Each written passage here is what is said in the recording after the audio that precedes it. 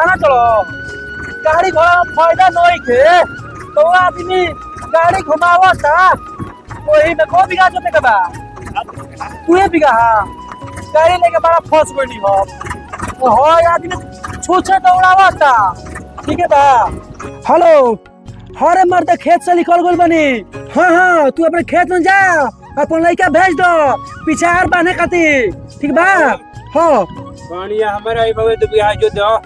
जो दो तू बिगा 3 साल से पैसा दिले नहीं कहू पैसा मुझे तारा कम ना दिला हो कम ना दिन है 35,000 गिरल बा हो दिया ही पानी पे चलती है गाड़ी पानी पे चलती है अब की जो तब की कहली हम धान बेच के देते हमरे दलिस ना चल हमें किस्ती फेल हो गया गाड़ी के अगली बार देते हम जोता जोत ठीक बा उनकर जोत क्या होते तोर जोतम जोत मर दे ना मर दे अभी हमारा काम बनू कौन सावत है नो कौन जोतम काम नहीं